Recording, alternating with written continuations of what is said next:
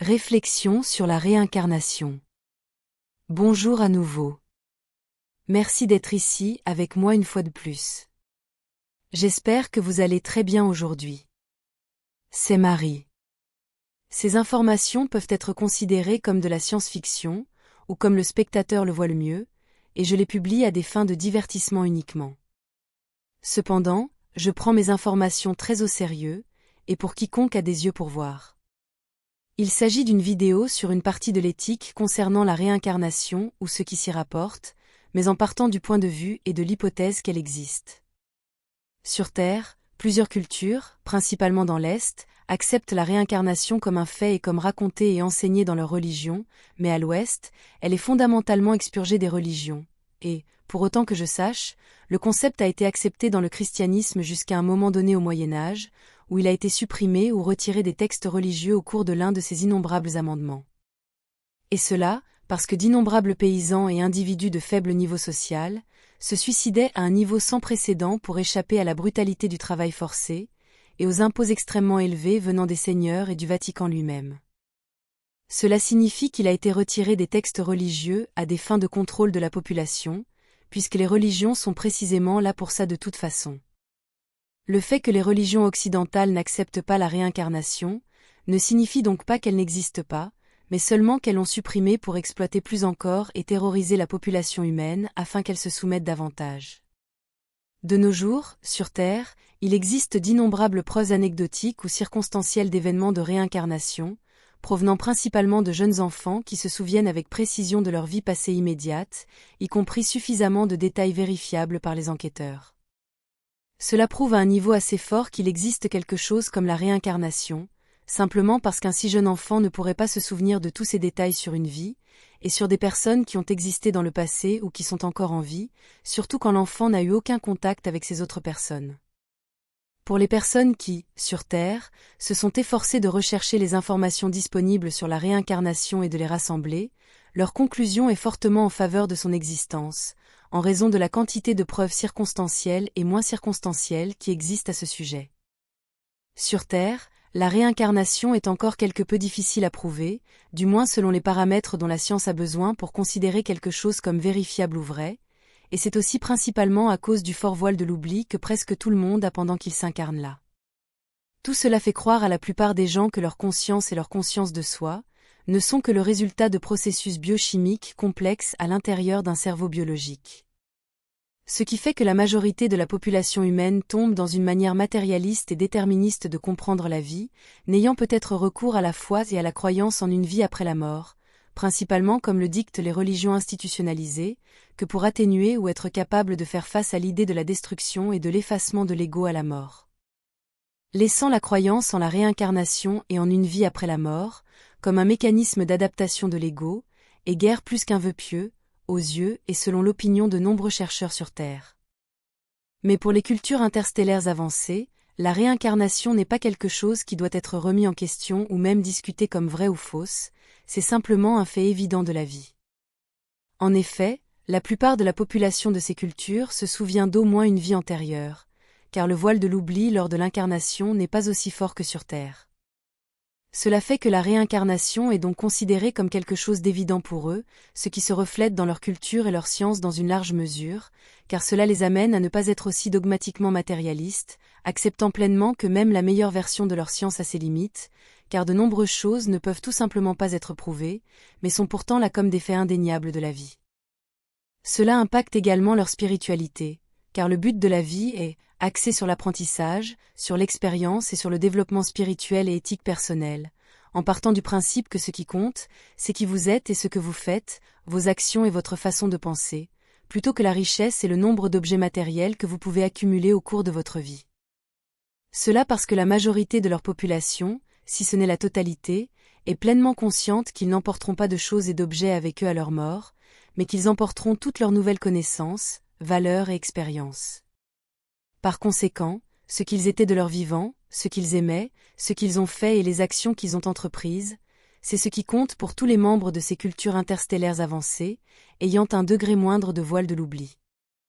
La raison pour laquelle le voile de l'oubli est si fort sur Terre, raison acceptée par de nombreuses races stellaires positives, est due à une simple disparité de fréquence, parce que la vibration existentielle de la vie sur Terre est si basse, qu'elle a beaucoup de difficultés à se connecter avec les royaumes supérieurs.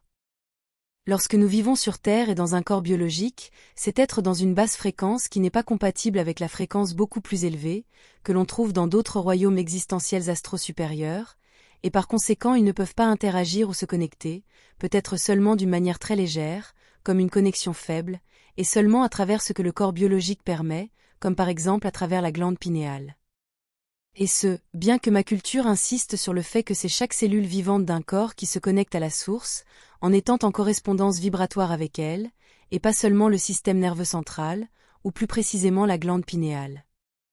Cette incompatibilité de fréquence explique aussi pourquoi il est souvent si difficile de se souvenir des rêves, bien qu'ils soient indéniablement là, en tant qu'expérience que les gens vivent sur des plans existentiels plus légers, mais qu'ils ne peuvent pas toujours s'en souvenir en entier, ou seulement de façon très fragmentée, à cause de ce même problème d'incompatibilité vibratoire. Ce qui fait que les gens sur Terre tombent dans les explications existentielles matérialistes. Le corps biologique est un filtre, une combinaison, pour concentrer le point d'attention d'une âme uniquement dans la gamme vibratoire et fréquentielle du dit monde matériel, mais lorsque le corps biologique cesse de fonctionner, à la mort, alors l'âme peut revenir expérimenter tout ce qu'elle a toujours été, en étant seulement plus étendue grâce à toutes les expériences enrichissantes qu'elle a vécues au cours de sa vie. Et c'est là que les problèmes éthiques commencent à surgir.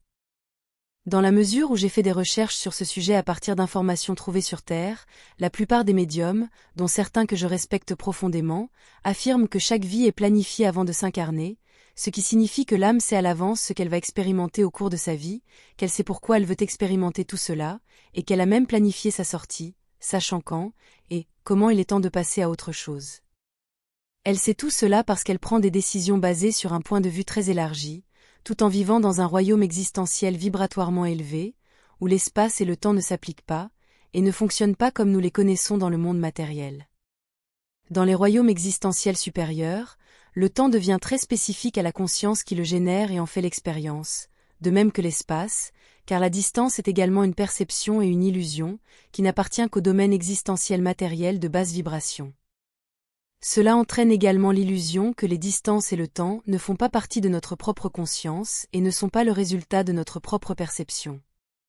C'est là que commence le plus grand problème éthique, car la décision de se réincarner, et ce que le sujet va vivre et expérimenter pendant toute sa vie, a été planifiée et acceptée par son moi supérieur, mais pas par le sujet qui vit une telle expérience à l'intérieur d'un corps biologique dans un endroit difficile à faible vibration comme la Terre, mais pas seulement. Le problème est que, du point de vue du moi supérieur, sa version vivant à l'intérieur de ce corps matériel, et ayant un accès limité à l'information et à la mémoire, est elle-même la même personne avec la même conscience, et donc elle estime avoir le droit de planifier et d'accepter toutes les expériences, difficiles ou non, qu'elle vivra au cours de sa courte et chaotique incarnation dans un corps biologique vivant.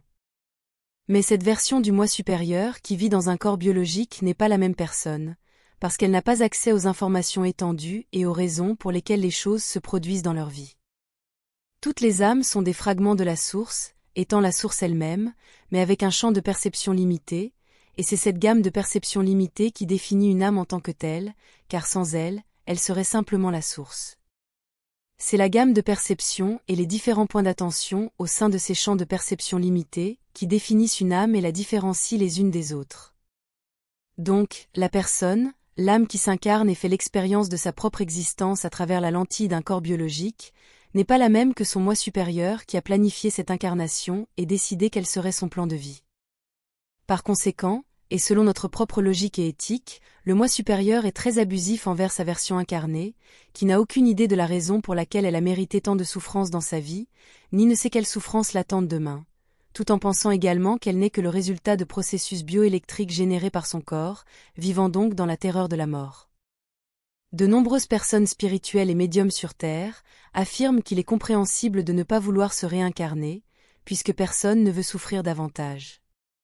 Selon eux, nous, les personnes incarnées, n'avons pas le choix, car c'est notre moi supérieur qui a le contrôle sur nous et sur ce qui se passe dans notre vie, tout cela en affirmant que les âmes incarnées ont également une certaine capacité de décision par elles-mêmes, en particulier lorsqu'elles font leur revue de vie peu de temps après leur mort.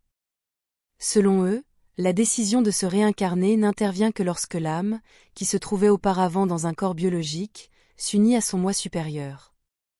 C'est seulement à partir de ce point de conscience supérieur que la décision de se réincarner sera prise, et dans quelles circonstances.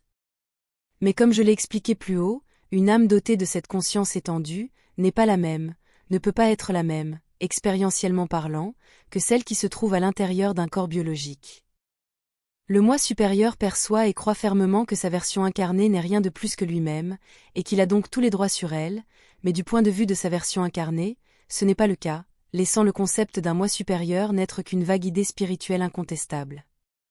Par conséquent, le moi supérieur est abusif et même cruel avec sa version incarnée, n'utilisant sa souffrance que pour favoriser son avancement spirituel. La seule façon de contourner ce problème serait de devenir notre propre moi supérieur pendant que nous sommes incarnés, ou du moins de nous efforcer d'y parvenir, en prenant donc autant de contrôle que possible sur nos vies. Comme d'habitude, le moyen d'y parvenir est d'améliorer autant que possible notre perception et notre connaissance de tout, en faisant de l'expansion de notre conscience la priorité absolue de notre vie. Nous devons tous faire de notre mieux pour devenir proactifs dans nos vies, et ne pas tomber dans une mentalité déterministe de victime. Prenez le contrôle de votre vie, aussi difficile que cela puisse être, ou vous serez de nouveau dans le monde matériel à servir votre moi supérieur. Tout dépend du côté sur lequel vous vous concentrez. Les besoins et les désirs du moi supérieur ou vos besoins et désirs immédiats, qui impliquent toujours la survie pure et simple. Vous devez vous réunir avec votre moi supérieur de votre vivant, ou le plus possible, sinon vous n'aurez aucun contrôle. Vivre de manière déterministe dans une mentalité de victime est toujours le résultat d'une vie dans la pure ignorance. Ce sera tout pour aujourd'hui. Comme toujours, je vous remercie d'avoir regardé ma vidéo, de l'avoir likée, partagée et de vous être abonné pour en savoir plus. Et j'espère vous voir ici la prochaine fois. Avec beaucoup d'amour, votre amie, Marie Soiroux.